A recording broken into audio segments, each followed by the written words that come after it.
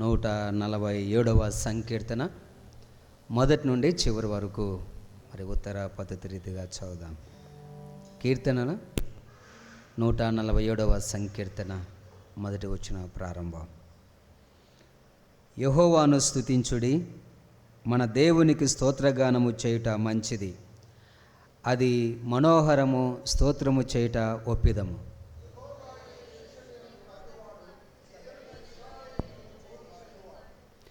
గుండె చెదిరిన వారిని ఆయన బాగు చేయువాడు, వారి గాయములను కట్టువాడు.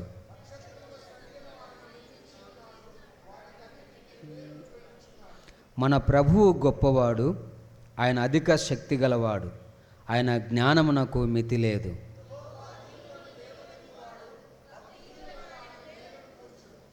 కృతజ్ఞతాస్తుతులతో యెహోవాను కీర్తించుడి, సితారతో మన దేవుని కీర్తించుడి.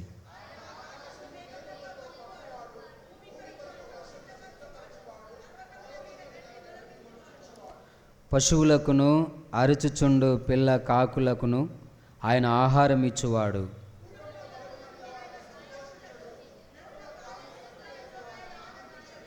తన యందు భయభక్తులు గల వారి యందు, తన కృప కొరకు కనిపెట్టు వారి యందు యెహోవా ఆనందించువాడై ఉన్నాడు.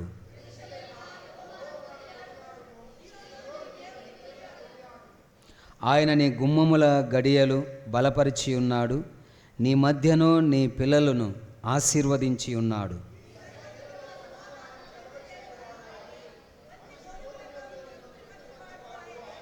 భూమికి ఆజ్ఞనిచ్చువాడు ఆయనే, ఆయన వాక్యము బహు వేగముగా పరిగెత్తెను.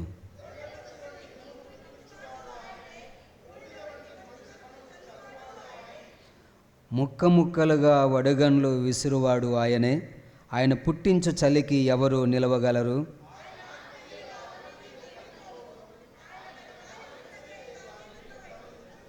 ఆయన తన వాక్యము యాకోబునకు తెలియజేసెను, తన కట్టడలను తన న్యాయ విధులను ఇశ్రాయేలునకు తెలియజేసెను. ఏ జనమునకు అలా చేయి ఉండలేదు. ఆయన న్యాయ విధులు వారికి తెలియకై ఉన్నవి. యెహోవాను స్తుతించుడి. మొదటి పాఠం ఆదికాండం 8వ అధ్యాయం మొదటి నుండి 7 వచనాలు మన మధ్యలో బి దేవదాస్ డీకన్ గారు వచ్చి చదివి వినిపిస్తారు. Praise the Lord. ఈ పరిశుద్ధ దినము రోజు దైవ సేవకులకు, సంఘస్థులకు అందరికీ యేసుక్రీస్తు నామమున వందనాలు చెల్లిస్తున్నానండి. ఈ పరిశుద్ధ దినం నాటికి ఏర్పాటు చేసిన దేవుని వాక్యము పరిశుద్ధ గ్రంథము నుండి పాత నిబంధన గ్రంథము ఆదికాండము 8వ అధ్యాయము 1 నుండి 7 వచనాలు చదువుకుందాము. ఆదికాండము 8వ అధ్యాయము 1 నుండి 7 వచనాలు. దేవుడు నోవాను అతనితో కూడా ఓడలోనున్న సమస్త జంతువులను సమస్త పశువులను జ్ఞాపకము చేసుకొనేను. దేవుడు భూమి మీద వాయువు విస్తున్నట్లు చేయుట వలన నీళ్లు తగ్గిపోయెను. అగాధ జనముల ఊటలు ఆకాశపు తూములు మూయబడెను. ఆకాశం నుండి కురియుచున్న ప్రచండ వర్షము నిలిచిపోయెను. అప్పుడు నీళ్లు భూమి మీద నుండి క్రమక్రమముగా తీసిపోచుండెను. 150 దినములైన తర్వాత నీళ్లు తగ్గిపోగా 7వ నెల 17వ దినమున ఓడ అరారాతు కొండ మీద నిలిచెను. నీళ్లు 10వ నెల వరకు క్రమంగా తగ్గుచూ వచ్చెను. 10వ నెల మొదటి దినమున కొండల శిఖరమున కనబడెను. 40 దినములైన తర్వాత నోవా అతను చేసిన ఓడ కిటికీ తీసి ఒక కాకిని వెలుపలికి విడిచెను. అది బయటికి వెళ్ళి భూమి మీద నుండి నీళ్లు ఇంకిపో వరకు ఇటు అటు తిరుగుచుండెను. ఇంతటితో దేవుని వాక్యం సరి.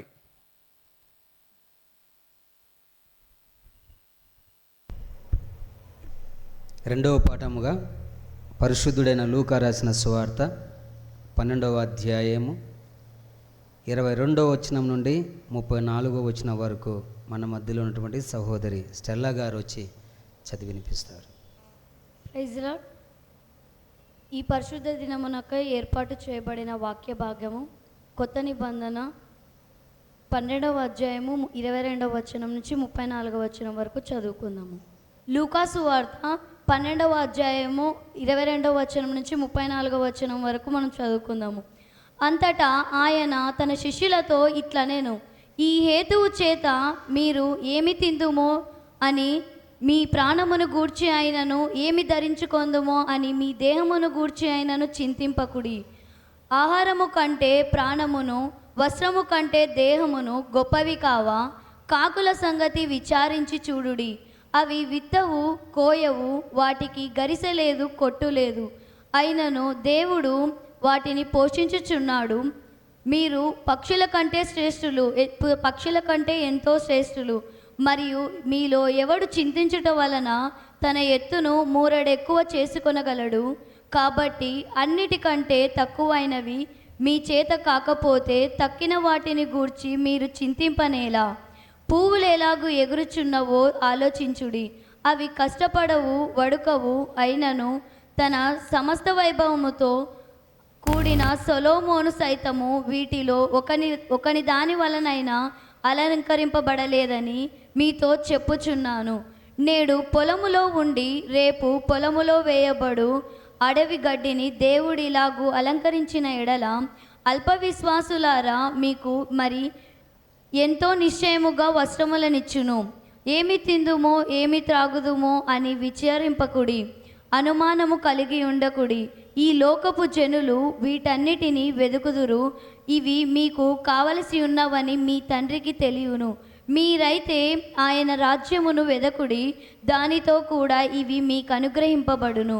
చిన్న మంద భయపడకుడి, మీకు రాజ్యము అనుగ్రహించుటకు మీ తండ్రికి ఇష్టమై ఉన్నది.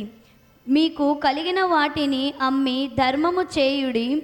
పాతగిలని సంచులను పరలోకమందు అక్షయమైన ధనమును సంపాదించుకొనుడి. అక్కడికి దొంగరాడు చిమ్మెట కొట్టదు. మీ ధనం ఎక్కడ ఉండునో అక్కడనే మీ హృదయము ఉండును. ఇంతటితో దేవుని వాక్యము సరి.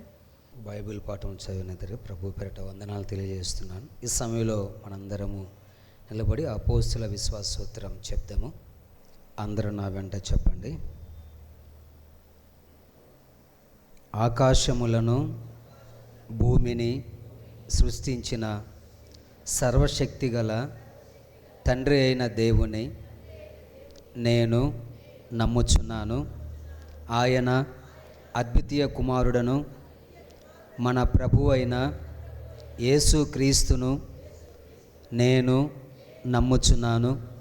ఈయన పరిశుద్ధాత్మ వలన కన్యయగు మరియ గర్భమందు ధరింపబడి ఆమెకు పుట్టెను.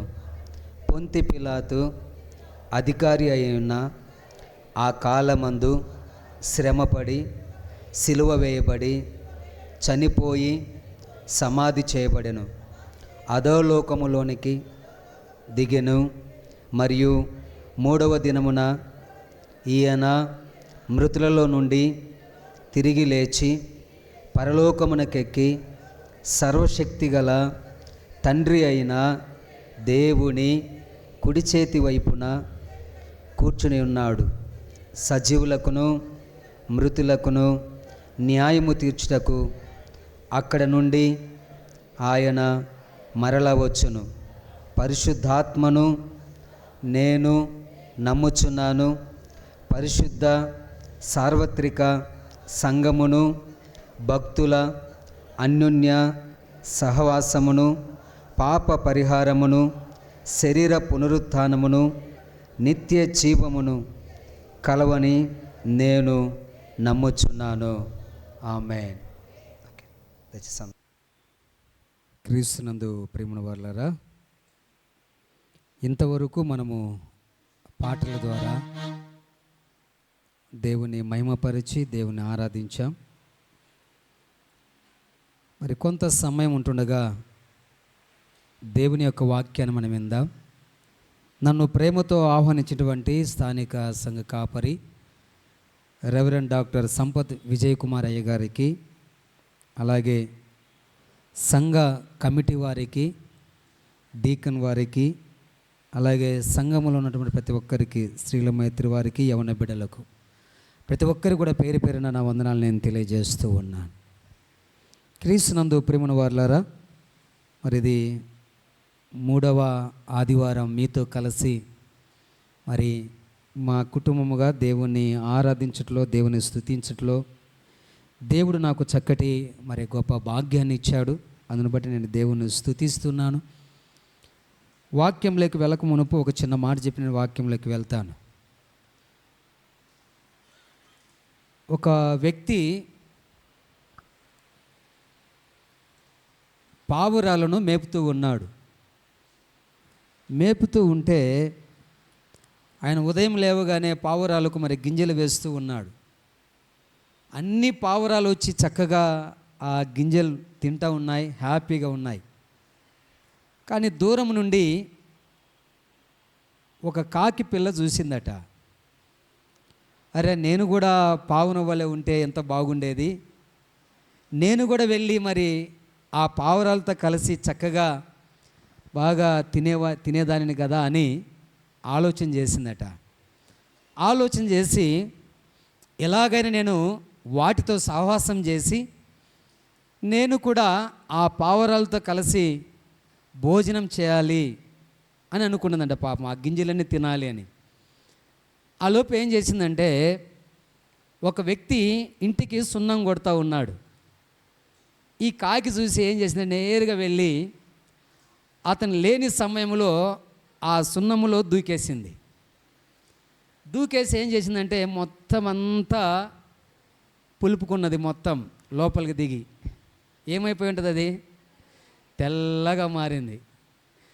ఇంకా నేరుగా కాకి ఎగురుకుంటూ ఎక్కడ వాలింది, పావురాల గుంపులో వాలింది.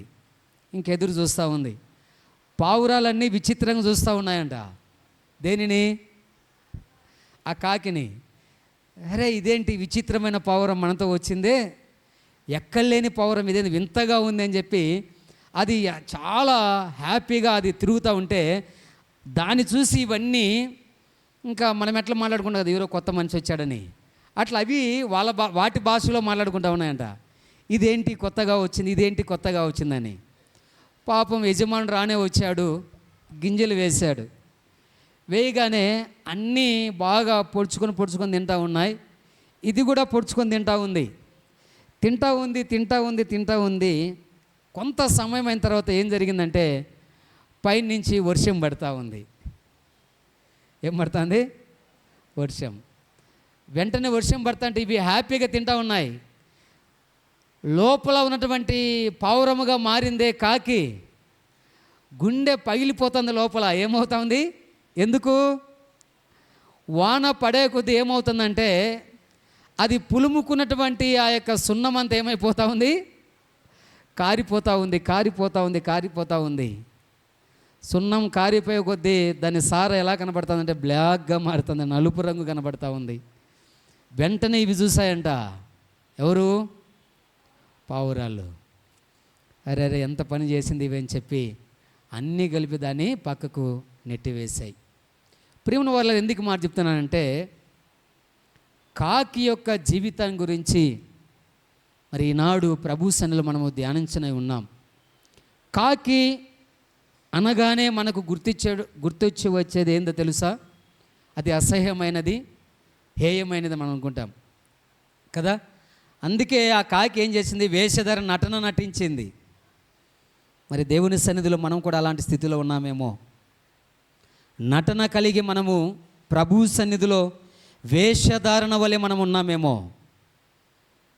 ఈ ఉదయకాల సమయంలో నీవు నేను కూడా వాక్యములోకి వెళ్ళక మునుపు మనల్ని మన జీవితాన్ని పరీక్షించుకుందాం, పరిశీలన చేసుకుందాం. ప్రభువా, నేనైతే ఆశతో వచ్చాను, ఆశ కలిగిన ప్రాణాన్ని నువ్వు తృప్తిపరిచే దేవుడవు నీవు. నాకు కలిగినటువంటి మాట, నాకు కలిగినటువంటి జీవాహారం, నీ శక్తి నాలో నింపు ప్రభు అని మనల్ని మనం పరీక్షించుకుంటూ ప్రభు వైపు మనం చూస్తూ ఈ ప్రార్థనలో ఏకీభవిస్తాం. చేరి వచ్చిన మనందరం కూడా మనల్ని మనము పరీక్షించుకుందాం, పరిశీలన చేసుకుందాం. దేవుని యొక్క వాక్యంలోకి వెళ్ళక మునుపు నా జీవితాన్ని పరీక్షించుకుందాం. మన బ్రతుకులు ఎలా ఉన్నాయో, మన జీవితాలు ఎలా ఉన్నాయో ఒక్కసారిగా ప్రభు వైపు ఎత్తుదాం. ప్రభువా, ఆశతో వచ్చాను. పావురం పరిశుద్ధాత్మకు సాదృశ్యం. కాకి హేయమైనదిగా, నీచమైనదిగా కనబడుతుంది.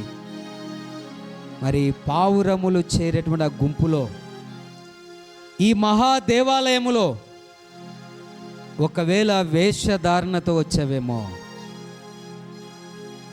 దేవుడు నీతో మాట్లాడని ఇష్టపడుతున్నాడు ఆయన. మన జీవితాన్ని పరీక్షించుకుందామా?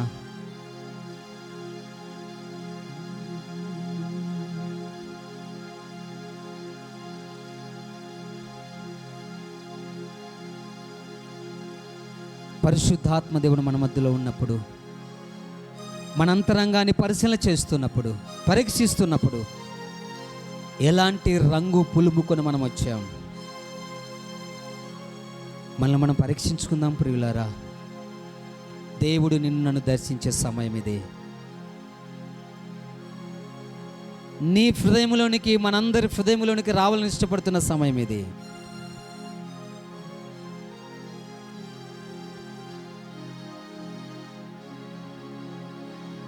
ఎలాంటి బురదలో పులుముకొని ఉన్నావు నీవు?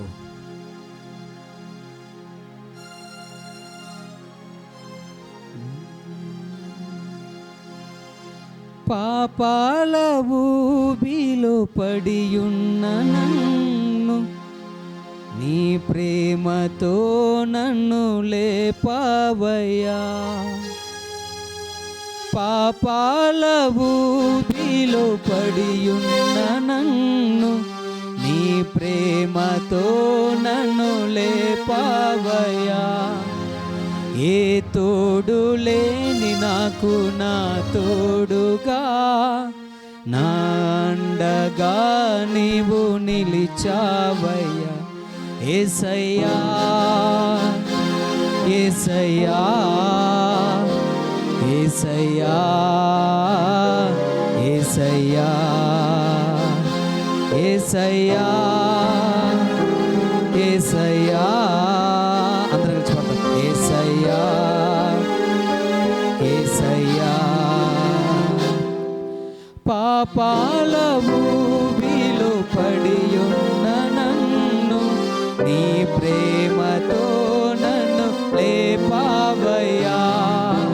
పాపాల ఊబిలో పడియున్న నన్ను నీ ప్రేమతో నన్ను లేపావయ్యా. ఏ తోడు లేని నాకు నా తోడుగా, నా అండగా నీవు నిలిచావయ్యా.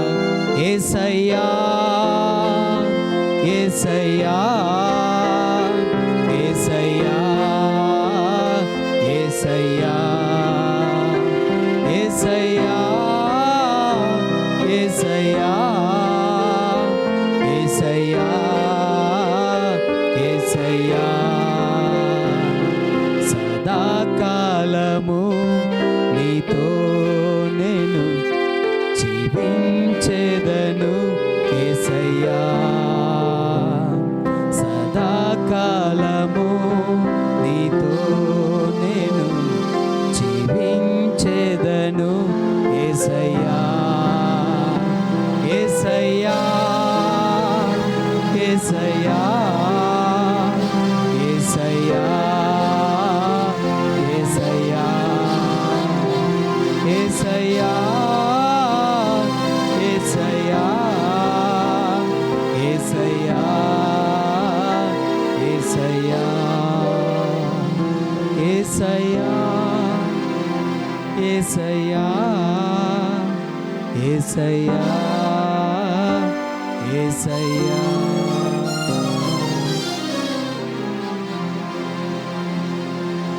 పరిశుద్ధుడైన తండ్రి, సర్వశక్తిమంతుడా మీ స్తోత్రం. సదాకాలం మాతో ఉండే దేవా, మమ్మల్ని నిత్యం నడిపించే మా నాయకుడా, పూజనీయుడా, పూజారుడా మీకు స్తోత్రాలు. ఉదయకాల సమయంలో నాయన ఆశతో ఎదురు చూస్తున్నటువంటి మా అందరి జీవితాలతో మీరు మాట్లాడండి.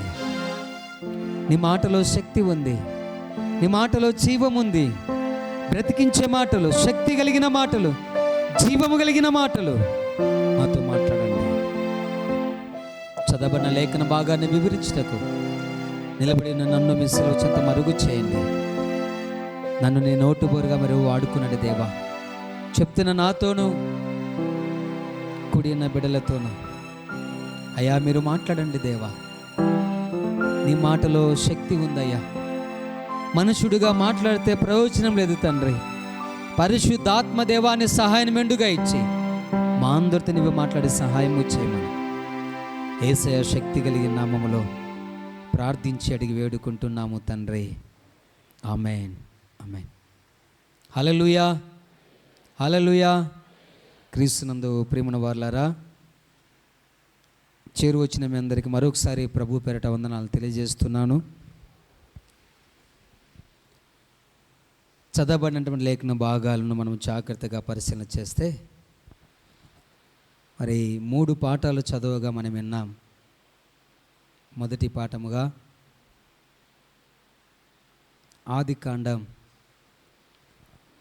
8వ అధ్యాయం 1 నుండి 7 వచనాలు చదవగా మనం విన్నాం. అలాగే 2వ పాఠముగా పరిశుద్ధుడైన లూకా రాసిన సువార్త 12వ అధ్యాయం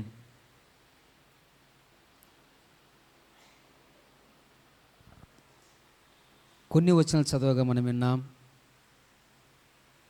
అలాగే ఉత్తర పద్ధతి రీతిగా దావీదు రాసినటువంటి కీర్తనలు 147వ కీర్తన చదవగా మనం విన్నాం. ఈ 3 పాఠాలలో ఉన్నటువంటి సారాంశం ఏంటంటే, మరి గత వారంలో మనము ఏం ధ్యానించామండి? సాల్ట్, ఉప్పు గురించి మనం ధ్యానించాం. దేవుని స్తోత్రం, బాగా గుర్తు చేసుకున్నారు. ఈరోజు మనం ధ్యానించవలసినటువంటి అంశం ఏంటంటే, కాకుల గురించి ధ్యానిద్దాం. ఏంటయ్యా ఉప్పు ఏంటి, కాకి ఏంటి, ఏం బోధిస్తున్నారో మీరు అనుకుంటున్నారా? పరిశుద్ధాత్మ దేవుని యొక్క ప్రేరణను బట్టి మరి ఈ మాటలను ప్రభు సెలవిచ్చే ప్రతి మాట కూడా మీకే కాదు, నాతో కూడా దేవుడు మాట్లాడుతూ ఉన్నాడు. మనందరం కలిసి దేవుని వాక్యాన్ని ధ్యానించేటప్పుడు ఎలా ఉండాలంటే, పావురాలలో చేరిన కాకి వలె ఉండకూడదు కదా. పావురం వలె నిష్కపటులై మనము దేవుని వాక్యానికి మనము ఆశతో ఎదురు చూచేవారు మనం ఉండాలి. కాకులు బైబిల్ గ్రంథములో కాకి చాలా ప్రత్యేకించబడినటువంటి కాకి. అక్కడ రాయబడిన మాట ఏంటంటే, లూకా రాసిన సువార్తలో చూడండి 12వ అధ్యాయం మనము 22వ వచనం నుండి 34వ వచనం వరకు చదవగా మనం విన్నాం.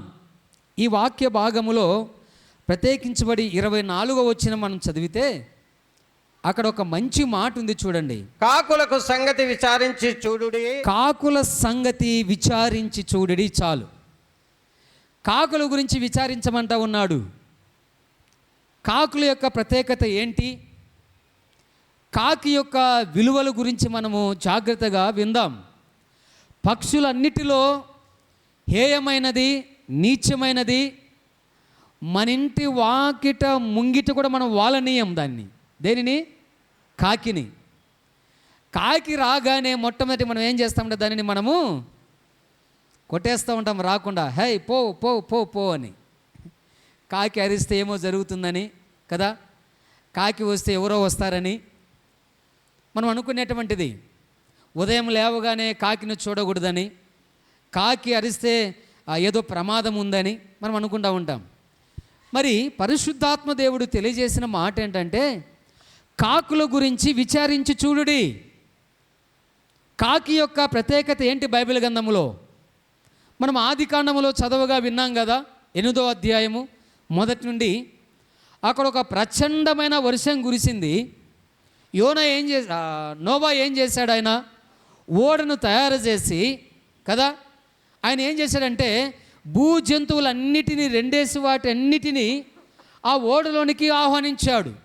ఎలా ఆహ్వానించాడంటే, దేవుని యొక్క ఆజ్ఞ ద్వారా, దేవుని యొక్క సమ్మతి ద్వారా వాటన్నిటిని రెండేసిటిని అన్నిటినీ ఓడలోనికి అన్నిటినీ ఆహ్వానించాడు.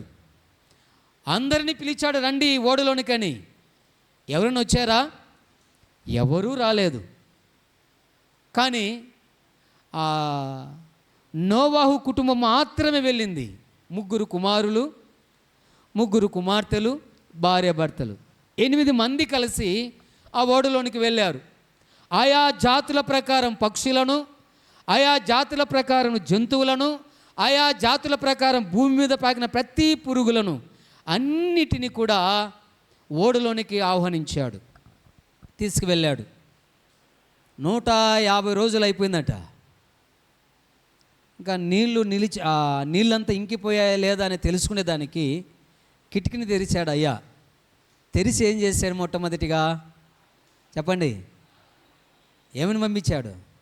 కాకిని పంపించాడట. కాకిని పంపించగానే ఏం చేస్తుంది కాకి? కిటికీ తెరిచి మెల్లగా కాకినేమో పంపించాడు. ఆ కాకి ఏమైపోయింది? అటు ఇటు తిరుగుతుందంట. అమ్మ ఒక రాజు వలె తిరుగుతూ ఉంది.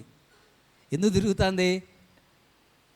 ఆ నీటి మీద ఇంకా చనిపోయినటువంటి అన్ని శవాలు కనబడతా ఉన్నాయి. శవాలు చూడగానే కాకి ఏంటి? ఊరట, జురుక్కుండే ఒక గుణం ఉంది దానికి, పీనికల్ని తినే గుణం ఉంది దానికి. ఇంకా అది లోపలికి రాలేదు. హబ్బా, నా రాజు వదిలిపెట్టాడు, ఎంత హ్యాపీగా ఉన్నానని చెప్పి అది అటు ఇటు తిరుగుతూ ఉంది. ఈయన చూస్తూ ఉన్నాడు, ఇంకా వస్తుందేమో అని. అది రాలే. కాకిలో గుణం ఏంటో తెలుసా?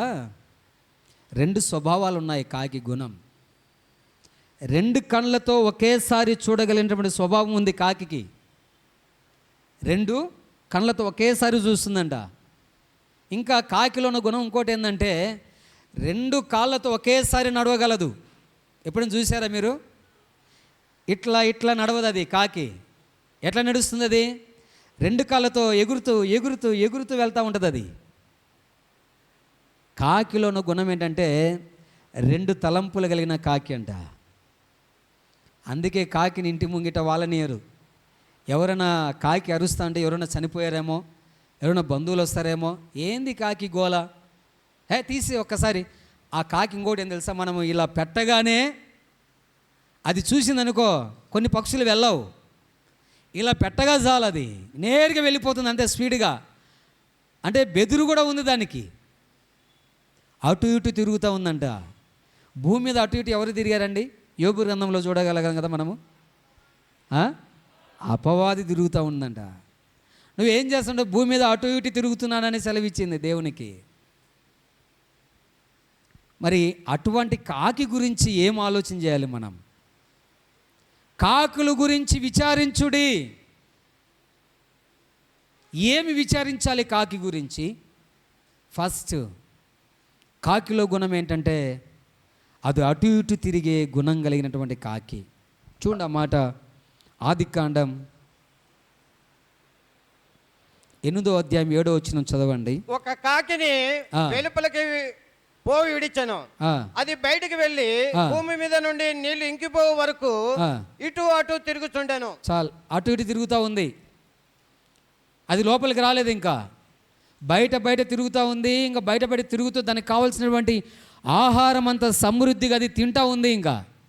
ఇంకా అటు ఇటు తిరుగుతుందంటే ఇంకా మనం చెప్పాల్సిన అవసరం లేదు. దానికి ఏం కలిగింది? ఇంకా సమృద్ధి అయినటువంటి ఆహారం ఉంది. అంటే హేయమైనటువంటిది అది భుజిస్తుంది. ఇంకంతే. ఆ కాకి యొక్క గుణం ఏంటంటే అటు ఇటు తిరిగేటువంటి గుణం ఉంది. మరి క్రైస్తవుని కూడా ఉంది గుణం. ఏంటో తెలుసా గుణం? ఆదివారం రాగానే ఈ సంఘం నచ్చదు కొన్ని కాకులకు. ఇంకొక సంఘంలోకి వెళ్తాయి, అక్కడేమైనా ఆహారం దొరుకుతుంది అని. ఆ సంఘం నచ్చదు, ఇంకో సంఘానికి వెళ్తూ ఉంటాయి. అంటే ఈ కాకుల యొక్క పరిస్థితి ఎలా ఉందో తెలుసా? సేమ్ టైం క్రైస్తవులో కూడా ఇదే గుణం ఏర్పడుతూ ఉంది. ఇక్కడికైనా పాస్టర్ గారు ఏదైనా ఒక సూటైన వాక్యం చెప్పాడు అనుకో, ఇంక వెళ్ళను నేను. ఆ సంఘమే మేలు నాకు. అక్కడ పోతే మంచి వాక్యాలు, ఆశీర్వాదకరమైన వాక్యాలు చెప్తాడు పాస్టర్ గారు. అక్కడ బాగా స్వస్థతలు జరుగుతాయి, అక్కడికి వెళదాం. అలాంటి క్రైస్తవులు ఉన్నారేమో? వద్దు. అటు ఇటు తిరిగితే దేనికి పనికి రాకుండా మనం పోతాం. అటు ఇటు తిరగడం ఎవరిలో ఉందంటే అపవాది గుణం అది. నువ్వెక్కడ తిరిగినా 2 తలంపులు కలిగిన ఆలోచన నీకొద్దు, ఒకే తలంపు కలిగిన ఆలోచన కావాలి. ఒక ఆయన మనకు యేసు ప్రభు యొక్క శిష్యుడు, ఒక ఆయన మనకు తెలుసు, దుడుకు పేతురు. శిష్యులు అందరూ కలిసి ఓడలో ప్రయాణం చేస్తూ ఉన్నారు కదా, నేరుగా వెళ్తూ ఉంది. అంతలో ఇంచుమించు తెల్లవారుజామున 4వ జాము, భయంకరమైన తుఫాను, గాలి, అలల చేత కొట్టబడుతూ ఉంది నావ. వెంట నీళ్ళు భయపడిపోతూ ఉన్నారు. సముద్రం మీద తెల్లని వస్త్రాలతో ఒక ఆయన నడుచుకొని వస్తూ ఉంటే వీళ్ళు అనుకున్నారంట, అయ్యో భూతం, దయ్యం అనుకున్నారంట. పాపం అంటే అప్పటి కాలంలో ఆ పూర్వీకులు నిజంగా అప్పట్లో లైట్లు ఉండేటివి కావు, కరెంట్ ఉండేది కాదు, ల్యాండర్లు, క్యాండిల్స్ కూడా ఉండేటివి కాదు, కిరోషన్తో వెలిగించుకునేవాళ్ళు బుడ్లు. అంటే అటువంటి కాలం అది. అటువంటి ఆ సందర్భంలో మరి సముద్రంలో ఎంత, ఆ నీటి మీద ఎంత చీకటి ఉంటుందో ఆలోచన చేయండి. ఆ చీకటిలో తెల్లని వస్త్రాలు కనబడగానే వీళ్ళు భయపడిపోయారంట, అయ్యో భూతమని, దయ్యమని. అప్పుడు యేసు ప్రభు అన్నాడంట, ధైర్యం తెచ్చుకునండి నేనే అని. ఎప్పుడైతే ఆ మాట వినగానే అందులో ఒక ఆయన దుడుకు పేతురు, మాటకు ముందే నేను ఉంటానని టక్కన లేస్తాడంట. చాలామంది అట్లే ఉంటారు పాపం. కానీ ఎప్పుడైతే ఆ స్వరం వినగానే అన్నాడంట, అయ్యా నీవైతే నేను వస్తానయ్యా అన్నాడంట. పాపం ఎక్కడికి? నేను కూడా సముద్రం నడుచుకుని ఎద్దుకు వస్తానయ్యా అన్నాడట. అయితే రా పేతురు అని పిలవగానే ఈయన వెంటనే ఏం చేశాడు తెలుసా? సముద్రంలో దిగాడు. పాపం 2 అడుగులు వేసాడు. యేసు ప్రభు చూస్తూ ఆయనతో మాట్లాడుతూ వేశాడు. ఆలోపు ఏం కలిగింది? పెద్ద గాలి వచ్చింది. పెద్ద గాలి రాగానే ఏం చేశాడు ఆయన? గాలి వైపు చూశాడంట. పాపం ఎప్పుడైతే గాలి వైపు చూడగానే ఏమైపోయాడు ఆయన? ప్రభువా నశించిపోతున్నానయ్యా, నన్ను కాపాడు. ఏమయ్యా? యేసు ప్రభుతో మాట్లాడితే నడుచుకుని వెళ్తూ ఉన్నావు, నీకు వెనకేం పనింది? ఇంకా సముద్రం మీద యేసు ప్రభు నడిచిన తర్వాత అడుగులు వేయగలిగిన వ్యక్తి ఎవరో తెలుసా? పేతురు గారే. వెంటనే అల్ప విశ్వాసి, ఎందుకు భయపడుతున్నావు అని చెప్పి చెయ్యి పట్టి పైకి లేవనెత్తాడు. ఎందుకు మరి చెప్తానంటే, యేసు ప్రభు వైపు చూస్తూ నడుస్తున్న నీవు తిరిగి ఎట్ట చూశాడు? వెనక వైపు చూశాడు. ఎదురవుతున్నటువంటి ఆ ప్రమాదం వైపు చూశాడు, గాలి వైపు చూశాడు. అంటే ఈయనలో ఏముందో తెలుసా? బెదురుతనం ఉంది. కాకిలో కూడా ఉంది బెదురుతనం. క్రైస్తవుడు మనం కూడా బెదురుతనం కలిగిన ఒక కాకి వల్ల ఉన్నామేమో ఆలోచన చేయండి. ప్రభువును ప్రార్థిస్తున్న నీవు, ప్రభువును స్తుతిస్తున్న నీవు, నీకొచ్చే అనేకమైన కష్టాల వైపు, అనేకమైన రోగాల వైపు, అనేకమైన సమస్యల వైపు, అనేకమైన ఇబ్బందుల వైపు, లోకం వైపు చూస్తున్నావేమో, అటు ఇటు పరిగెడుతున్నావేమో, 2 పడవల మీద ప్రయాణం చేస్తున్నావేమో. జాగ్రత్త, ప్రమాదం దాగి ఉంది. ఒకవైపు ప్రభు, ఒకవైపు లోకంలో నువ్వు చూస్తే నువ్వు దీవించబడవు. నువ్వు ఎవరి వైపు ఉండాలంటే ఈ లోకంలో ప్రభు వైపు నువ్వు జీవించగలగాలి. 2 తలంపులు కలిగిన జీవితం మనకొద్దు, 2 క్రియలు కలిగిన జీవితం మనకొద్దు. అందుకన్నాడు, నీవు చల్లగానైనా ఉండు, వెచ్చగానైనా ఉండు, కానీ నులువెచ్చని జీవితం వద్దండి మనకు. ఒక జీవితం కావాలి. ఏది కావాలి నీకు? అటు ఇటు తిరుగుతూ ఉంది కాకి. నీవు కూడా ఒక వారం ఇటు, ఒక వారం అటు, ఒక వారం ఇటు, ఒక వారం ఇటు. ఒక గడియ లోకములో, ఒక గడియ ప్రభువులో ఉన్నావేమో. జాగ్రత్త.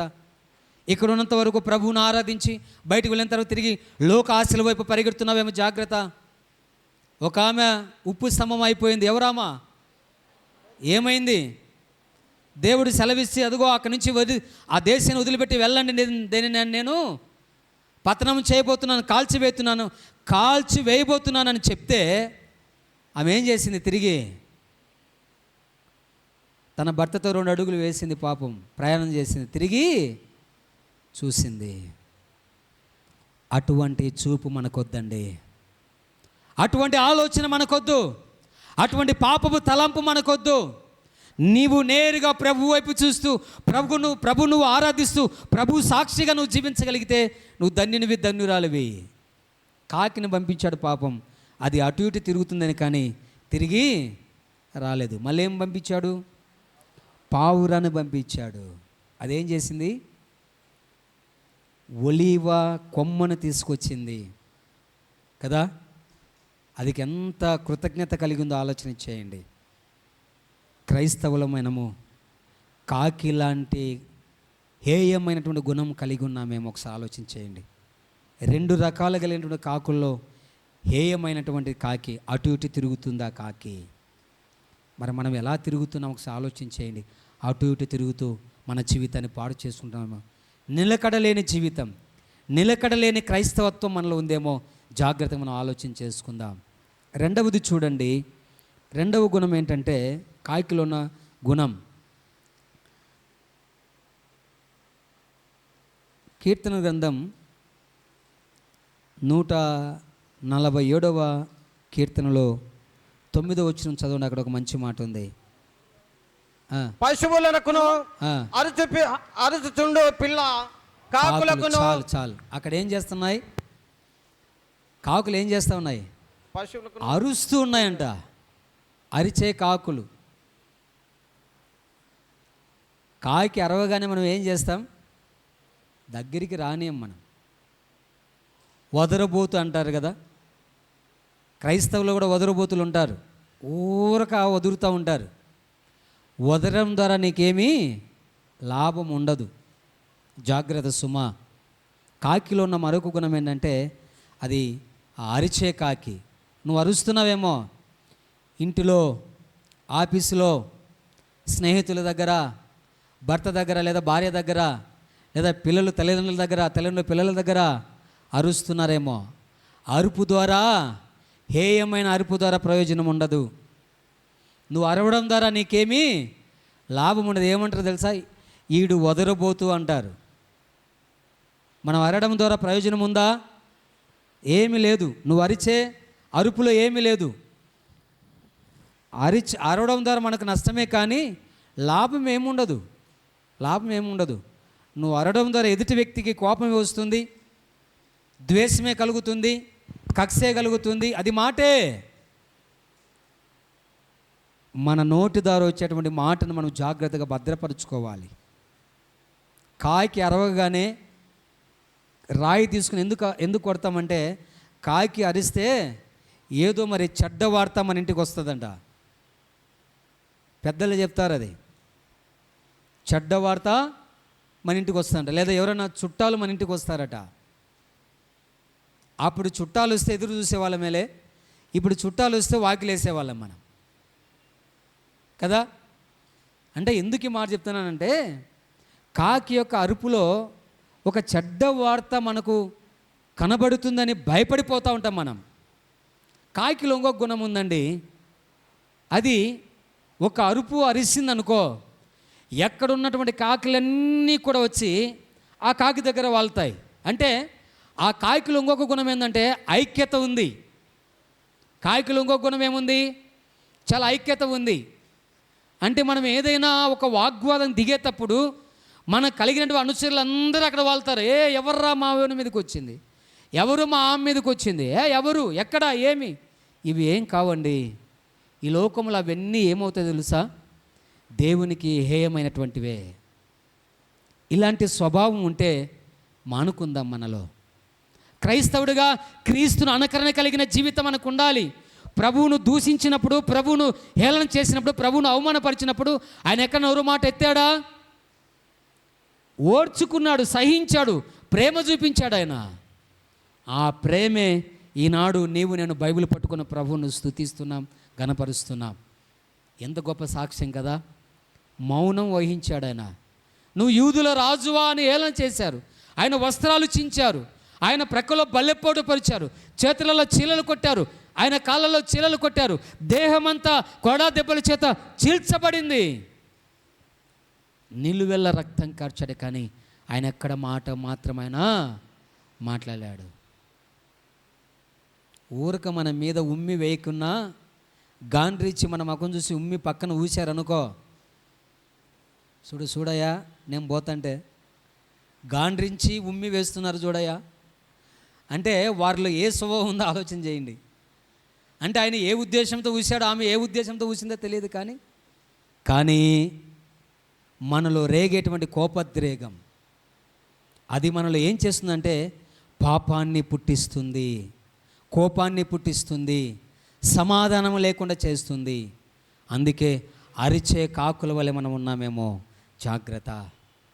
మంచి కాకులు కూడా చాలా ఉన్నాయండి బైబిల్ గ్రంథంలో. మీకు తెలిసినా తెలియదో, మంచి కాకులు కూడా ఉన్నాయి. కాకులు ఉన్న గుణం ఐక్యత భావాన్ని చూపిస్తుందంటే బైబిల్ గ్రంథంలో ఒక గుంపు ఉంది చూడండి. ఒక గోపురం కట్టాలని అందరూ అడిగి వస్తారంట. పాపం వాళ్ళది ఒకే మాట, ఒకే భాష, ఒకే తలంపు. ఏ గోపురం అది?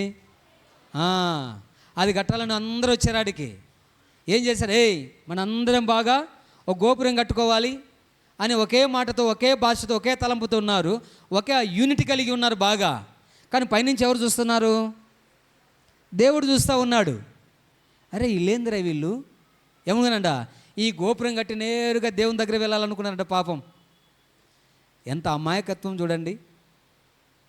వీళ్ళు యూనిటీ చూడండి, వీళ్ళ ఐక్యత చూడండి ఎట్టుందో. కాకుల వలె కలిగి ఉన్నారు ఈ యూనిటీ. దేవుడు పైనుంచి చూసి ఏం చేశాడు? ఒరే వీళ్ళు మూర్ఖత్వ భావాన్ని ఇంకా వదిలిపెట్టలేని చెప్పి ఆయన వారిలో ఉన్నటువంటి భాషను ఏం చేశాడు? కొట్టగానే ఏం మానంది లేదంట. బాగున్నావా, నల్లారికియా, ఇంకేం మాట్లాడిన అర్థం కావాలకు. తమిళ్ ఒక పక్క, హిందీ ఒక పక్క, ఇంగ్లీష్ ఒక పక్క, ఇంకెన్ని భాషలు ఉన్నాయో ఆ భాష తారుమారు అయిపోయింది. ఇంకా తలగిరుకుంటా ఉన్నారు. ఏం చేయాలో అర్థం కాలేదు. పటాపంచలు అయిపోయారు. ఎక్కడ వెళ్తున్నారో తెలియదు, ఎవరికి వెళ్తున్నారో తెలియదు. వారి గుంపంతా ఏమైపోయింది? చల్లా చెదరైపోయింది. ఇటువంటి ఐక్యత మనకొద్దు. ఇటువంటి గుంపు కలిగిన ఐక్యత మనకొద్దు. ఎటువంటి ఐక్యత మనకుంటే దేవుడు పరం నుండి ఆయన చూస్తున్నాడు నిన్ను నన్ను. చెదరగొడతాడు ఆయన. క్యారన్స్ మనం ఆడతాం కదా, ఒక్కటే టైగర్, దాన్ని మనము ఆడేమనుకో ఏమైపోతే అక్కడ ఉన్నటువంటి అన్నీ కూడా బిల్లలన్నీ చల్లా చెదురైపోతాయి. వాటిలో ఒక్కటి మాత్రమే రక్షించుకోగలం. ఒక్కటే ఆ హోల్లో పడగానే దాన్ని అబ్బా దొరికింది అనుకుంటాం కదా, మిగతా అన్ని చల్లా చెదరైపోతాయి. ఎందుకు మాట చెప్తున్నానంటే మనలో ఉండవలసినటువంటి ఐక్య భాగం ఇటువంటిది కాదు, మంచి ఐక్యత. అందుకే కీర్తనకాడు అంటారు, సహోదరుల ఐక్యత కలిగి నివసించుట ఎంత మేలు, ఎంత మనోహరం. ఈ ఐక్యత మనకు కావాలండి. దేవుడు ఆ మనోహరం కలిగినటువంటి ఐక్యత కావాలి. అది మధురమైన ఐక్యత, అది జీవము కలిగిన ఐక్యత, అది దేవుడిచ్చే ఐక్యత. ఆ ఐక్యత మనం కలిగి ఉండాలి. ఐక్యత లేకపోతే మనమేమీ చేయలేం. సంఘములో, సమాజములో మనం ఎక్కడున్నా కానీ యూనిటీ కలిగిన వారంగా మనం ఉండాలి. చాలామంది క్రైస్తవుల్లో కూడా యూనిటీ లేదు. ఆ సంఘం అంటే ఈ సంఘం సరిపోదు, ఆ క్రైస్తవుడు అంటే ఈ క్రైస్తవుడు సరిపోదు, ఆ పాస్టర్ అంటే ఈ పాస్టర్ సరిపోదు, ఆ విశ్వాసం అంటే ఈ విశ్వాసం సరిపోదు. సంఘములో ట్రెజరర్, సెక్రటరీ, ప్రెసిడెంట్, ఇంకా విశ్వాస మనలో చెల్లుబాటు లేని తత్వం మనకు. అలాంటి జీవితం ఉంటే ఏమైపోతుంది తెలుసా? ఏకతాటి మన మీదకి రాదు. అందుకే క్రైస్తవులు ఎందుకు హింసిస్తున్నారు తెలుసా? మనలో ఏమీ లేదు, ఐక్య భావం లేదు. మీడియాలో మనం చూస్తాం, ఒక పాస్టర్ ఇంకొకరిని విమర్శిస్తారు, ఇంకో పాస్టర్ ఇంకొకరిని విమర్శిస్తారు. ఇవి వద్దు మనకు. ఇటువంటి యూనిటీ లేని క్రైస్తత్వం మనకు వద్దండి. అటువంటి యూనిటీ లేని క్రైస్తత్వం మనం ఉంటే ఈనాడు మనం ఏం కలిగి వాటిని విడిచిపెట్టుకుందాం. దేవుని ఎడల భయము, భక్తి కలిగి మనం జీవిద్దాం. ప్రభు సాక్షిగా నడుద్దాం. అటువంటి యూనిటీ మనకు కావాలి. అందుకే దేవుడు అంటున్నాడు, అటువంటి యూనిట్ మనం కలిగి ఉంటే ఎంత మేలు, ఎంత మనోహరం అండి. అరచుచుండు కాకి పలే మనం ఉండకూడదు. ఐక్య భావం కలిగినటువంటి కాకి పిల్ల వలె మనం ఉండాలి. ఇంకా చూడండి, కొన్ని మంచి కాకులు ఉన్నాయి. వాటి గురించి నేను మీకు విచారిస్తా చూడండి. అవి ఏంటంటే ప్రియమైన వారులారా, బైబిల్ గ్రంథంలో మనం చూస్తే పరిశుద్ధ గ్రంథంలో ఒక మంచి మాట ఉంది చూడండి. ఆదికాండం 11వ అధ్యాయం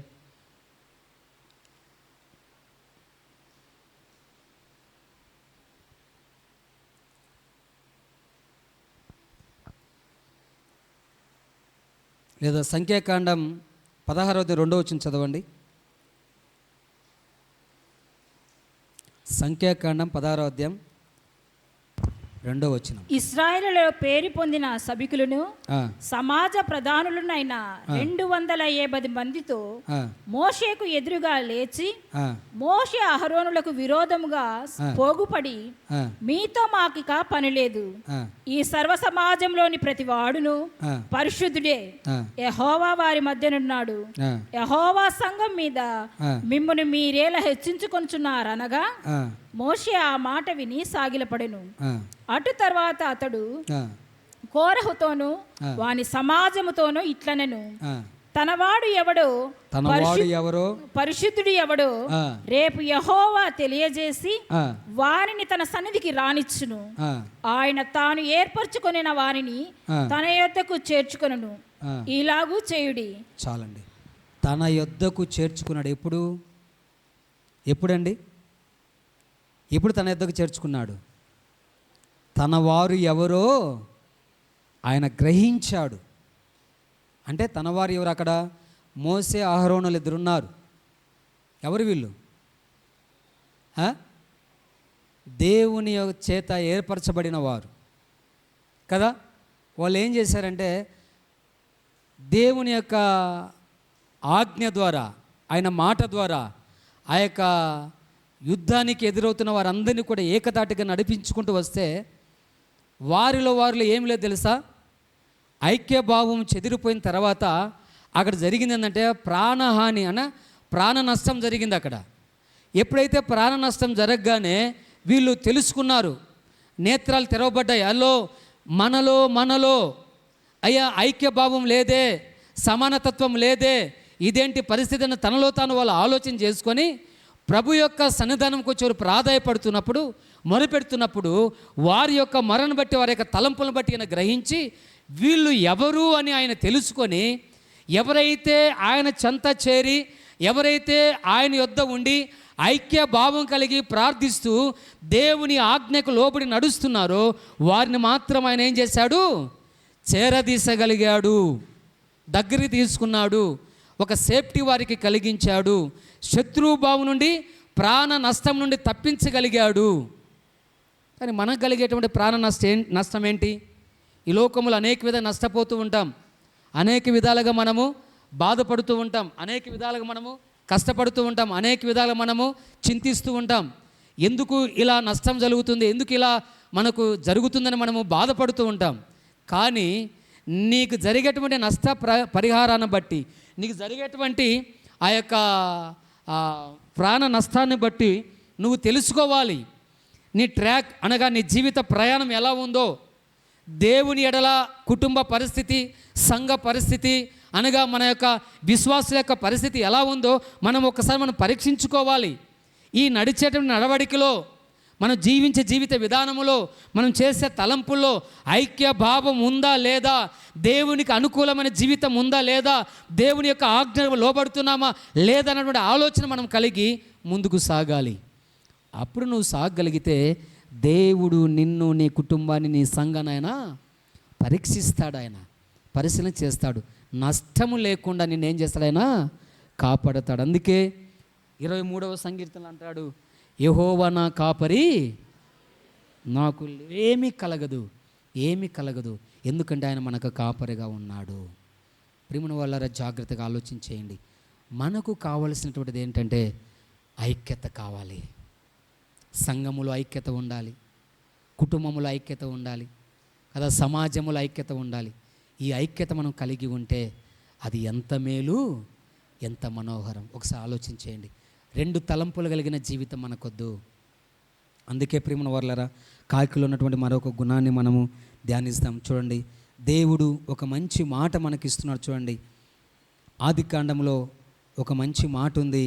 ఏంటి అంటే 11వ అధ్యాయంలోనే 4వ వచనం చదవండి. అక్కడ మంచి మాట. మరియు వారు మనము భూమి ఎందంతటా చెదిరిపోకుండా ఒక పట్టణమును, ఆకాశం నంటూ శిఖరము గల ఒక గోపురమును కట్టుకొని పేరు సంపాదించుకుందాము రండని. ఇక్కడ చాలు. ఏమనుకున్నారు?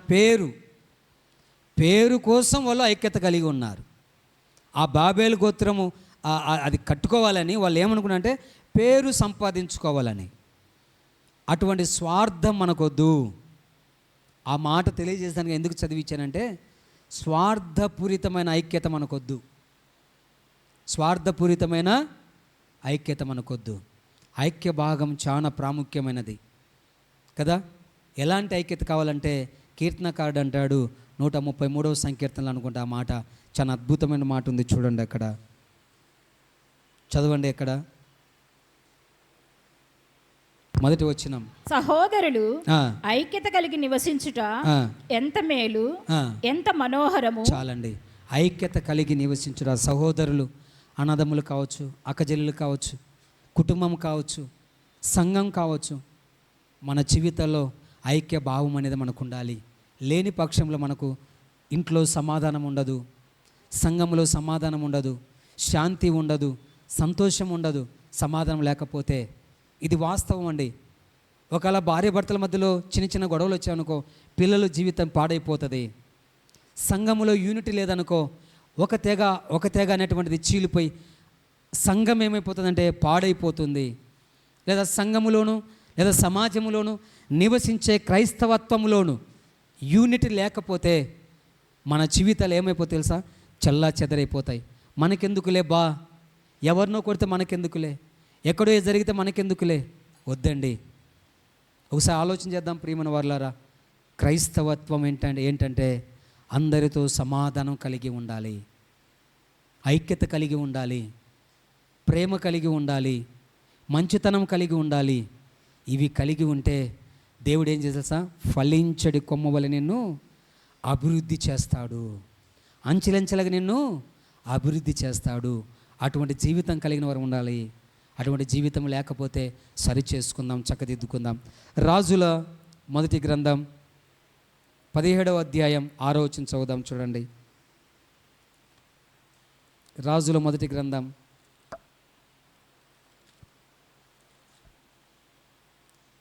17వ అధ్యాయం 6వ వచనం. అక్కడ కాకోలములు ఉదయమందు రొట్టెను మాంసమును, అస్తమయమందు రొట్టెను మాంసమును అతని యొద్దకు తీసుకుని వచ్చుచుండెను. అతడు వాగు నీరు త్రాగుచూ వచ్చెను. కొంతకాలమైన తర్వాత చూడండి ప్రేమను వర్లారా, అక్కడ కాకుల యొక్క గుణం చూడండి. అక్కడ ఒక ఆయన ఆకలితో ఉన్నాడు. ఎవరైనా ఆకలితో బాధపడుతూ ఉంటే ఎవరు గమనించారు దాన్ని? దేవుడు గమనించాడు. గమనించి ఆయన్ను పిలిచి, నీవేం బాధపడొద్దు, నీకు ఆహారము తెచ్చేదానికి ఒక పక్షిని పంపుతూ ఉన్నాను. ఎవరా పక్షి? అబ్బా చూడండి ఎంత మంచి కాకో. ఎందుకు ఏమైనదంటాం మనం? కాకిలో ఎంత మంచి గుణం ఉంది కదండి. దేవుని ఆజ్ఞను అది స్వీకరించింది.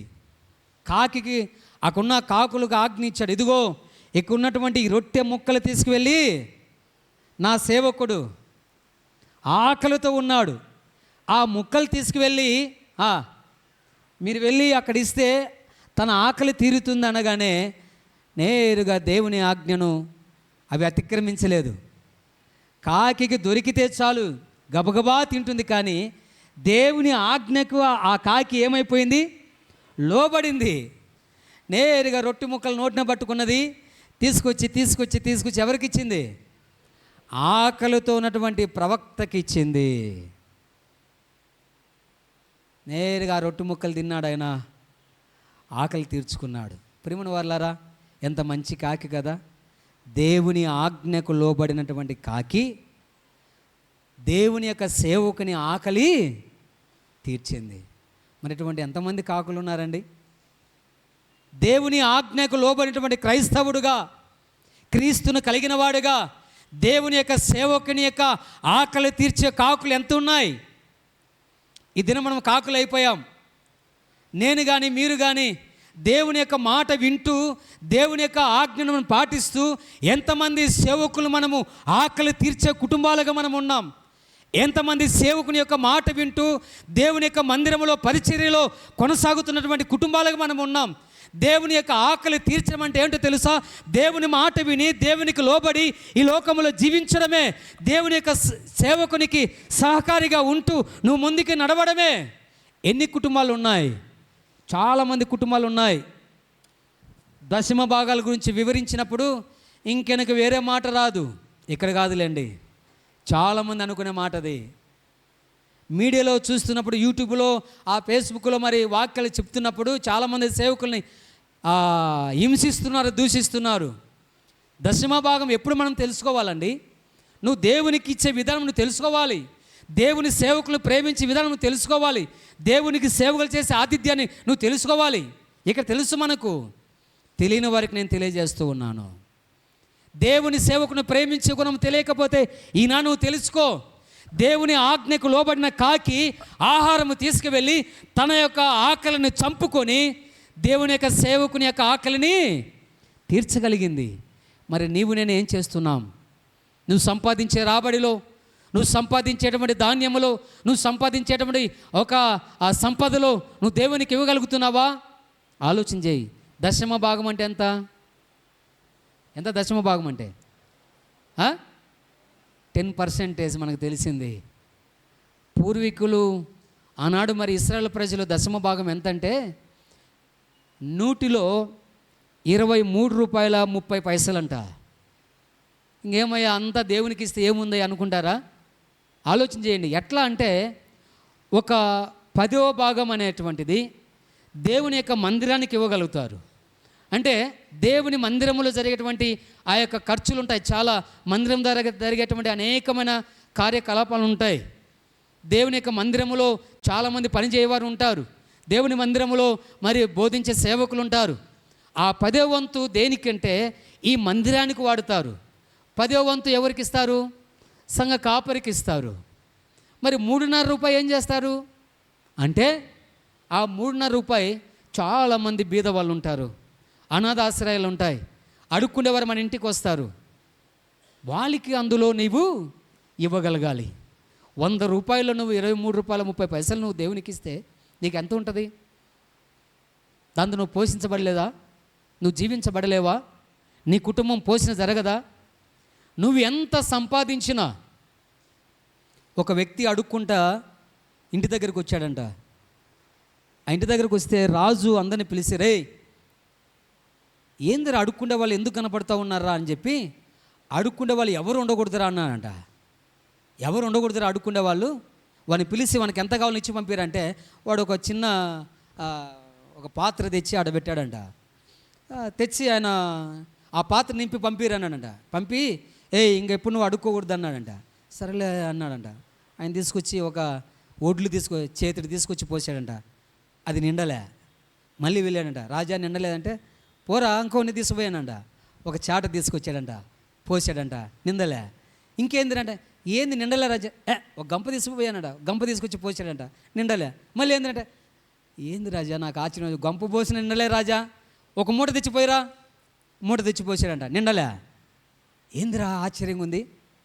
సరే ఎన్ని ఉన్నాయి పోయాడంట. తెచ్చి పోస్తూ ఉన్నాడు. కొట్లలో ధాన్యం అయిపోయింది. ఇది మాత్రం నిండలే. తను పట్టుకున్నటువంటి అది ఆ పాత్ర మాత్రం నిండలే. రాజా అన్నీ అయిపోయాయి, అన్నీ బంగారు నగలు మొత్తం తెచ్చేసాడు. రాజా ఇంకా నిండలే. ఏందిరా పరిస్థితి అంటే ఏమో రాజా అర్థం కాలే. వాడిని పిలవరా, ఏమిరా ఎందుకురా ఎంత పోయి నిండలే అంటే, రాజా మీరు అన్నారు కదా ఏమని, అడుక్కునేవాడు ఎవరు ఉండకూడదని, మరి ఈ పాత్ర నింపితే చాలు రాజా అన్నాడు. ఆ పాత్ర ఏంది రాదంటే ధనపిశాసి యొక్క పుర్రి అంట. అది అంటే ఈ లోకంలో మనం ఎంత సంపాదించినా మనకు తృప్తి అనేది ఉండదు. నువ్వు కోట్లు సంపాయి, ఆస్తులు సంపాయి, ఇంకోటి ఏ సంపాయి, నీకు తృప్తి అనేది ఉండదు. అటువంటి వాని పుర్రి అది ఎలా నిండుతుందండి? అంటే మనం ఎంత సంపాదించుకునే మనకు సంపాదనలో తృప్తి అనేది ఉండదు. కానీ కాకి యొక్క స్థితి చూడండి. దేవుని ఆజ్ఞకు లోబడి అది ఏం చేసిందంటే దేవుని యొక్క సేవకుని ఆకలి తీర్చింది. ప్రియమైన వారలారా, ఎంతోమంది అనాథులు ఎంతోమంది ఉన్నారు ఈ ప్రపంచంలో, ఎంతోమంది ఉన్నారు. వారి ఆకలి మనం తీర్చేవారుగా ఒక కుటుంబము క్రైస్తవునిగా ఉన్నావా? దేవుని యొక్క సేవకులను మనం పోషించేవారు ఉన్నామా? దూషించేవారుగా మనం ఉన్నామా? ఆలోచన చేయండి. అటువంటి తలంపు ఉంటే మనము ఈ సమయంలో వదిలిపెట్టుకుందాం. దేవుని ఆజ్ఞకు లోబడిన కుటుంబముగా, దేవుని యొక్క ఆజ్ఞను పాటించే వారముగా మనం ఈ లోకంలో ముందుకు సాగుదాం. సేవకుని ప్రేమిద్దాం, సేవలో పాల్గొందాం, దేవుని యొక్క సేవను అనేక మందికి పంచిపెడదాం, ఆశీర్వాదంగా మనము దీవించబడదాం. ఇంకొక స్వభావం ఏముందంటే, ఈ మాట చెప్పిన వాక్యాన్ని ముగిస్తాను. కాకి గూడు ఎప్పుడైనా చూసారా మీరు? కాకి గూడు ఎలా ఉంది, ఎలా ఉంటుందంటే, నాకు పుల్లలు తెస్తుంది, అది ముళ్ళ కంప తెస్తుంది, దానికి దొరికిన పుల్ల ఏరుకొని వచ్చి అది గూడు ఏర్పాటు చేసుకుంటుంది. గూడు ఏర్పాటు చేసిన తర్వాత గుడ్లు పెట్టి పిల్లలు అయిపోతానే కాకి ఏం చేస్తుంది తెలుసా? ఆ గూడును ఉంచుతుంది, అట్లనే ఉంచదు. ఏం చేస్తుంది? ఆ గూడిని చల్లా చెదురు చేస్తుంది. అంటే కాకిలో ఉన్నటువంటి మరొక గుణం ఏంటో తెలుసా? టెంపరవరీ ప్లేస్ని ఏర్పాటు చేసుకుంటుంది అది. క్రైస్తవుడా, క్రీస్తుని కలిగిన వారముగా మనము ఈ లోకం శాశ్వతమని నువ్వు ప్రయాణం చేయొద్దు.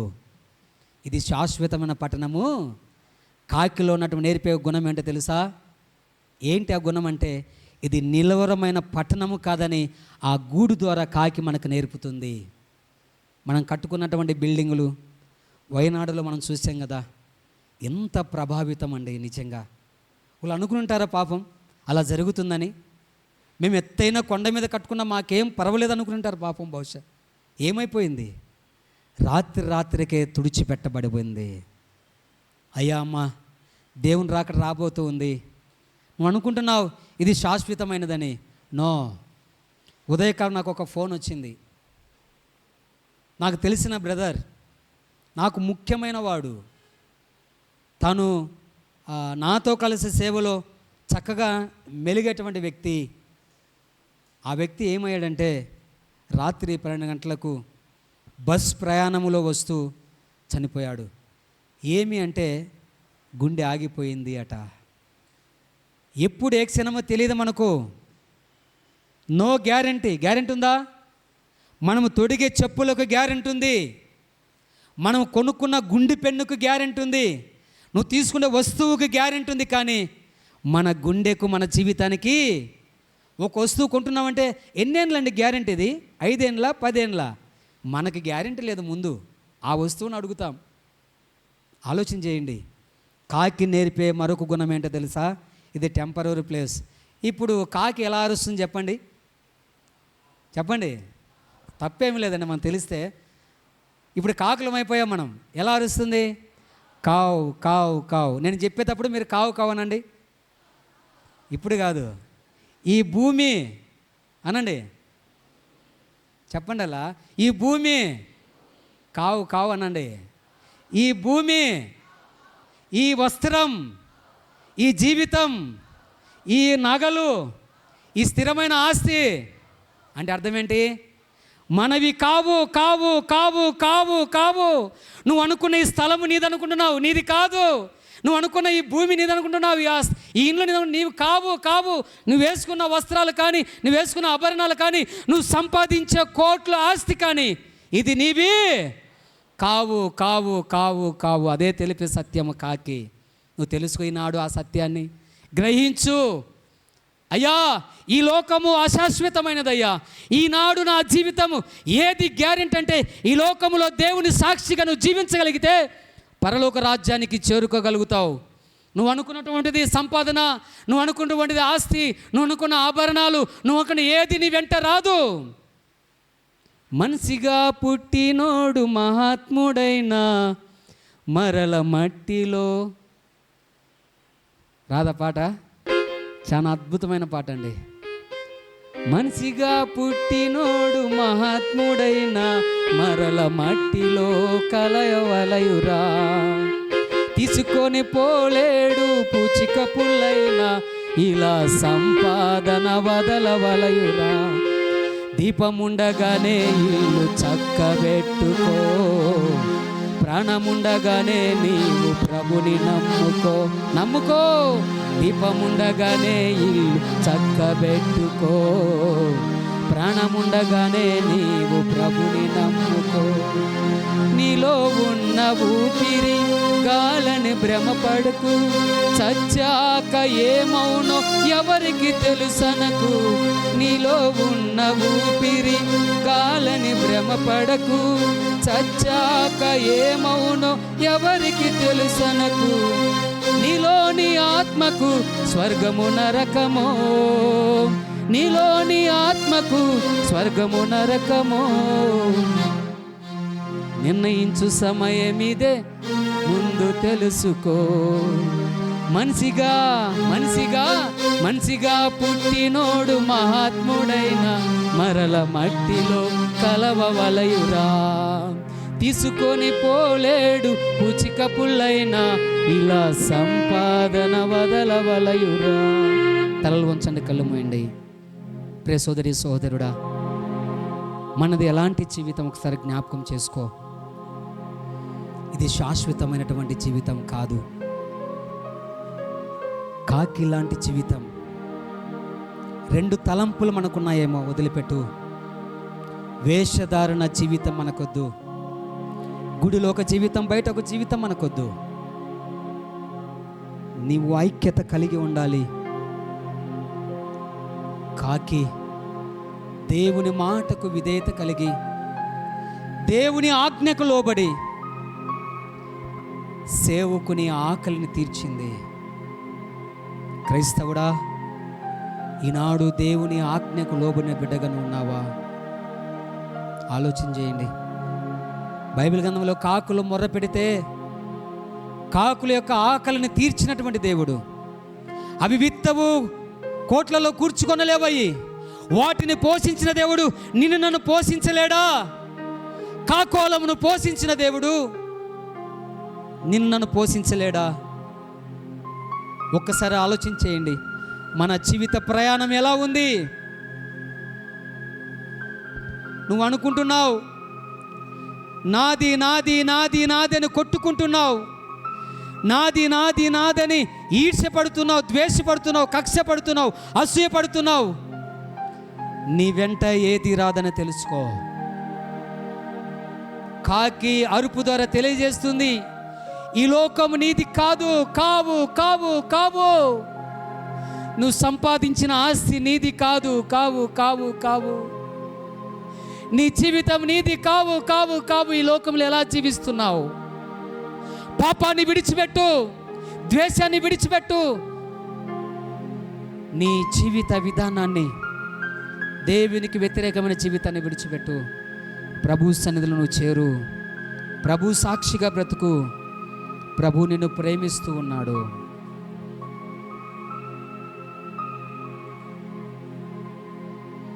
యోబు గ్రంథములు అంటాడు 38వ అధ్యాయం 40వ వచనంలో, కాకులు మొర్ర పెట్టగా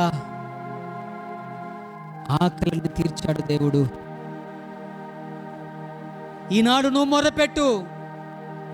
నీకున్న కొరత కొదవ ఏంటో దేవుడు తీర్చడానికి ఇష్టపడుతున్నాడు. ఆయన నీ కన్నీటి జీవితాన్ని దేవుడు చూస్తూ ఉన్నాడు.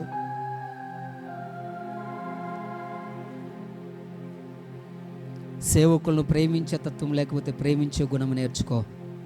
సేవకులకు లోబడే గుణం, సంఘానికి లోబడే గుణం, సేవకు లోబడే గుణం, దేవునికి లోబడే గుణం నువ్వు నేర్చుకో.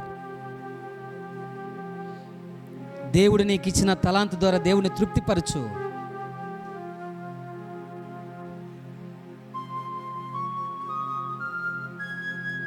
నువ్వు కట్టుకున్న ఇండ్లు, నువ్వు సంపాదించిన ఆస్తి ఏది స్థిరము కా.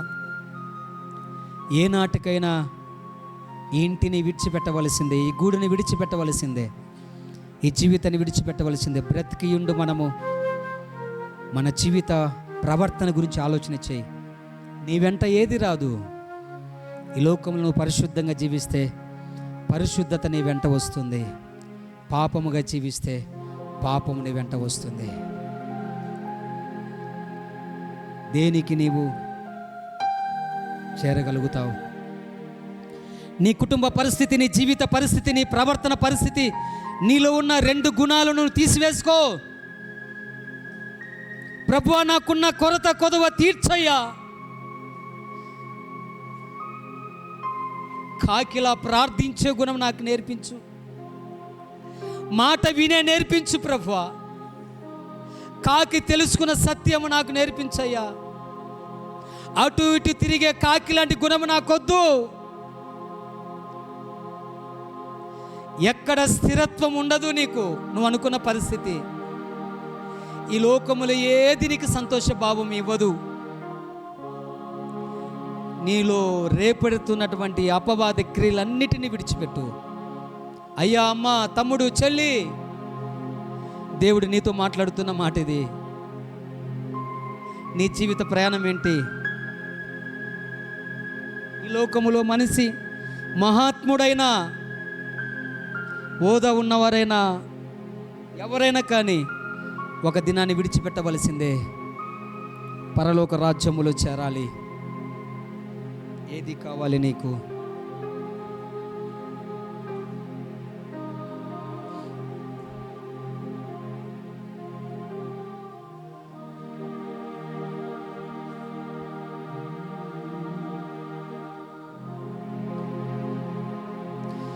ఎన్ని బాధలున్నను, ఇబ్బందులెదురైనను,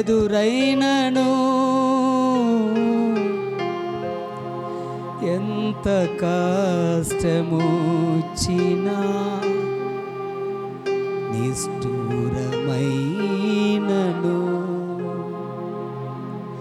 నీ మాట చాలయ్యా, నీ చూపు చాలయ్యా, నీ తోడు చాలయ్యా, నీ నీడ చాలయ్యా, నీ మాట చాలయ్యా, నీ చూపు చాలయ్యా, నీ తోడు చాలయ్యా, నీ నీడ చాలయ్యా. నీ ఉంటే నాకు చాలు యేసయ్యా, నీ వెంటే నేనుంటానేసయ్యా. ఉంటే నాకు చాలు యేసయ్యా, నీ వెంటే నేనుంటానేసయ్యా. నీ మాట చాలయ్యా, నీ చూపు చాలయ్యా, నీ తోడు చాలయ్యా, నీ నీడ చాలయ్యా. నీ మాట చాలయ్యా, నీ చూపు చాలయ్యా, నీ తోడు చాలయ్యా, నీ నీడ చాలయ్యా. నీ ఉంటే నాకు చాలు యేసయ్యా.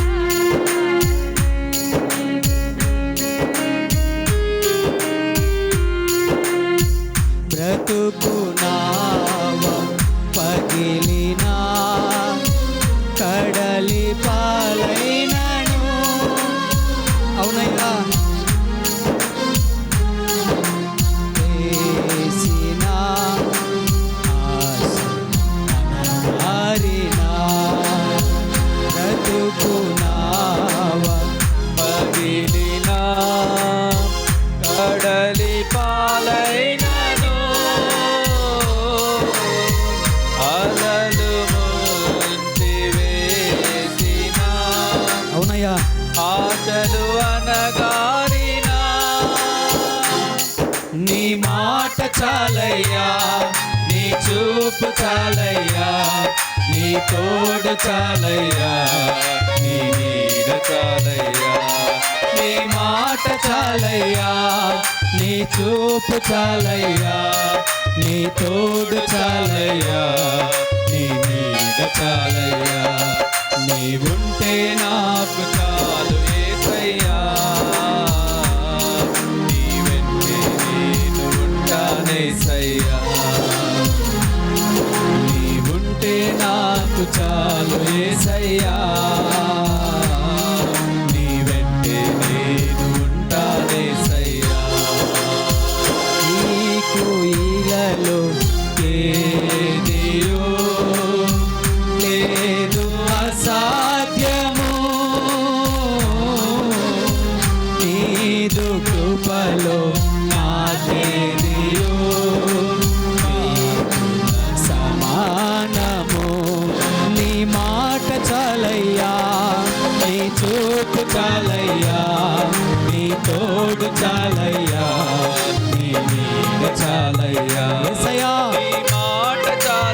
లోకంలో నీ మాట చాలు మా జీవితానికి ప్రభువా, నీ తోడు చాలు మా జీవితానికి.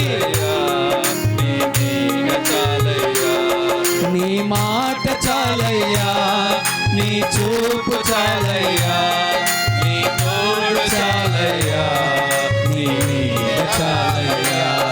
నీ మాట చాలయ్యా, నీ చూపు చాలయ్యా, నీ తోడు చాలయ్యా, నీ నీడ చాలయ్యా. ప్రియ సోదరి సోదరుడా, ఈ వాక్యం విన్న నీ జీవితంలో దేవుడు నీతో మాట్లాడినటువంటి మాటలు, 2 తలంపులు కలిగి మందిరానికి వస్తున్నావేమో, దేవుని ఐక్యత నీలో లేదేమో,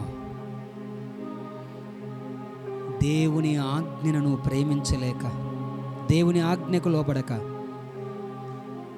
సేవకుని ప్రేమించలేక ఈ లోకములో నిన్నే నీ స్వార్థాన్ని చూసుకుని పరిగెడుతున్నావేమో, దేవునికి మొరపెట్టలేని పరిస్థితుల్లో ఉన్నావేమో, ఇదే శాశ్వతం అనుకుని నీవు జీవిస్తున్నావేమో. నిజంగా దేవుడు నీతో మాట్లాడి ఉంటే, ఈ వాక్యం ద్వారా దేవుడు నాతో మాట్లాడనుకున్న వాళ్ళు మీ హస్తాల పైకైతే మీకోసం నేను ప్రార్థన చేయబోతున్నాను. ఒక చిన్న సమర్పణ. అయ్యా, నాతో మాట్లాడావు, నీవు ఉంటే చాలు యేసయ్యా నా జీవితానికి, నా కుటుంబానికి. ప్రభువును నువ్వు ప్రాధాయపడు.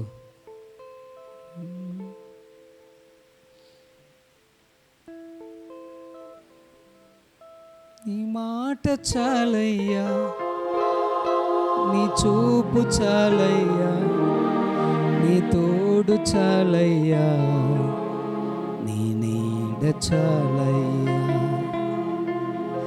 నీ మాట చాలయ్యా, నీ చూపు చాలయ్యా, నీ తోడు చాలయ్యా, నీ నీడ చాలయ్యా. నీవుంటే నాకు చాలు యేసయ్యా, నీ వెంటే నేను ఉంటానే యేసయ్యా. అవునయ్యా,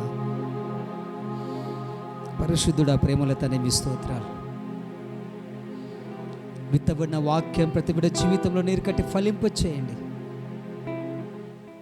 కాకోలములు విత్తవు, కోయవు, కోట్లలో కూర్చుకొనవు, వాటిని పోషించిన వాడా, విత్తబడిన వాక్యం ద్వారా ప్రతి బిడ్డని మీరు దీవించండి. వాక్య ప్రకారము జీవించడానికి సహాయం చేయండి. ఎవరైతే తమ హస్తాలు ఎత్తి ఉన్నారో ప్రభువా, వారిని వారి కుటుంబాలు మీరు దీవించి ఆశీర్వదించండి.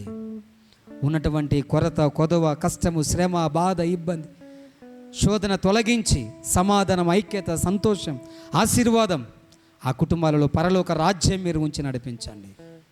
ఈ సాక్షిగా నడిపించండి. చేరువచ్చిన ప్రతి కుటుంబాన్ని, ప్రతి బిడ్డను మీరు పేరు పైన దీవించి ఆశ్రయించి కృపలో భద్రపరచమని మా ప్రార్థన ఆలకించిన వాడు, అంగీకరించిన వాడా, పరలోకములు ఆ మీదకి మీకు స్తోత్రాలు చెల్లిస్తూ యేసయ్య శక్తి కలిగిన నామములో ప్రార్థించి అడిగి వేడుకుంటున్నాము తండ్రి, ఆమెన్. క్రీస్తునందు ప్రేమన వారులారా, మరొకసారి మీ అందరూ కూడా ప్రభు పేరిట వందనాలు తెలియజేస్తున్నాను. ప్రార్థన చేసుకుందాం. పరిశుద్ధుడా, ప్రేమల తండ్రి, మీ స్తోత్రాలు ప్రభువా. దీవెనలతో నింపువాడా, చేరువచ్చిన ప్రతి కుటుంబాన్ని మీ ఆశీర్వాదంతో మీరు నింపండి. ప్రారంభం నుండి ఇంతవరకు ప్రభా చక్కగా మీరు జరిగించినందుకు మీకు స్తోత్రాలు. దేవ, చేరువచ్చిన ప్రతి కుటుంబాన్ని మరొకసారి మీరు దీవించండి. ఆరాధన ముగించుకొని తిరిగి ప్రయాణంలో ఆయన వారి ఇలా వెళ్తూ ఉండగా దేవ, వారితో మీరు ఉండండి అయ్యా. తిరిగి రానంత వరకు నీ సన్నిధి, నీ కాపుదల వారితో ఉంచి అయ్యా, వారమంతా మీరు కాపాడి మీ రెక్కల కింద సంరక్షించి భద్రపరిచి ఆశీర్వాదాన్ని, ఆరోగ్యాన్ని చక్కగా మీరు అనుగ్రహించి అయ్యా ముందుకు నడిపించమని, చేరువచ్చిన ప్రతి కుటుంబాన్ని మీరు దీవించమని, ఇందులో పాల్గొన్న ప్రతి కుటుంబాన్ని ఆశీర్వదించమని యేసయ్య శక్తి కలిగిన నామంలో ప్రార్థించడి వేడుకుంటున్నాము తండ్రి, ఆమేన్. పరలోకమందున్న మా తండ్రి, నీ నామం పరిశుద్ధపరచబడునుగాక, నీ రాజ్యం వచ్చునుగాక, నీ చిత్తం పరలోకమందు నెరవేర్చినట్టు భూమి మీద నెరవేరునుగాక. మానదిన ఆహారం మా దయచేయం, మా ఎడల అపరాధములు చేసిన వారిని క్షమించి ఉన్న ప్రకారం మా అపరాధములను క్షమించు, మమ్మల్ని శోధన లేక దుష్టు నుండి తప్పించు. రాజ్యము, శక్తియు, మహిమ నిరంతరం నీవై ఉన్నావు స్వామి. ఆమేన్. మన ప్రభు అయిన యేసుక్రీస్తు కృప, తండ్రి యొక్క ప్రేమ, పరిశుద్ధాత్మనుని సహవాసమును ఇక్కడ వచ్చిన వారికి, రాని వారికి, సంఘమంతటికిని, సకల పరిశుద్ధులకును, ప్రార్థించిన ప్రతి బిడ్డకును సదాకాలం దేవుడు ఎల్లప్పుడూ తోడై ఉన్నను గాక. ఆమేన్. ఆమేన్. క్రీస్తునందు ప్రేమను వారలారా, వందనాలు.